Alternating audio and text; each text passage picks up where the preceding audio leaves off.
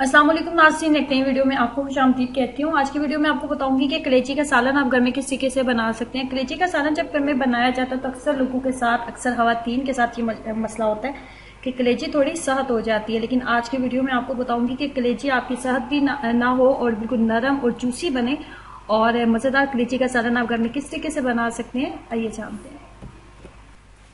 इसमें मैंने लिया आधा किलो के करीब कलेची। आधा किलो के करीब कलेची के लिए मैंने लिया हाफ कप के करीब कुकिंग ऑयल और इसके अंदर डालूंगी एक बड़ा खाने का चम्मच लहसुन और अदरक का पेस्ट। लहसुन और अदरक का पेस्ट शामिल करने के बाद इसके अंदर डालेंगे हाफ टेबल स्पून, आधा खाने का चम्मच इसके अंदर डाल देंगे राई दाना। राई दाना और जो लहसुन और अदरक का पेस्ट है, जो कलेची के अंदर एक महसूस स्मेल आ रही होती है, उसको खत्म करने में आपकी काफी हेल्प करेगा।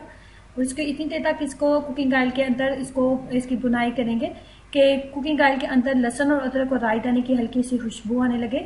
उसके बाद हम इसके अंदर डाल देंगे एक बड़ा खाने का चम्मच सफ़ेद ज़ीरा। सफ़ेद ज़ीरा शामिल करने के बाद इसके अंदर डालेंगे 1 से 1.5 खाने का चम्मच लाल मोटी कुटी हुई सुरख मिर्च। उसके बाद शामिल करेंगे इसके अंदर नमक। नमक शामिल करने के बाद इसके अंदर डालेंगे गरम मसाला। गरम मसाला जो है वो आप डालेंगे हाफ टी स्पून, आधा चाय वाला जो चम्मच होता है बस वो आप इसके अंदर शामिल करेंगे।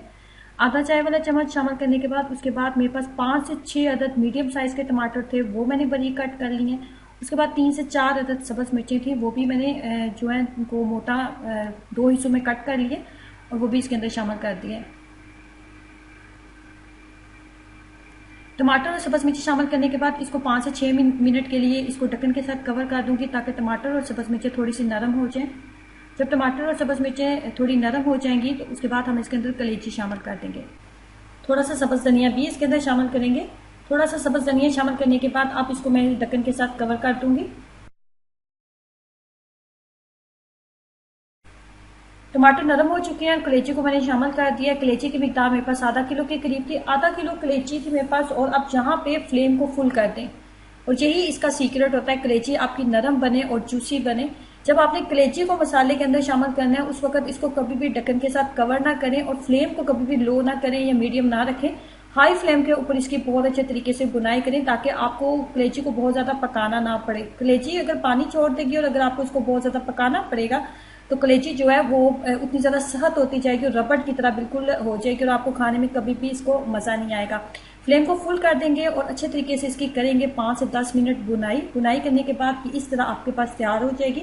यहाँ पे आपने इसके अंदर थोड़ा सा डाल देंगे लेमन जूस, 3 से 4 चम्मच के करीब डालेंगे लेमन जूस।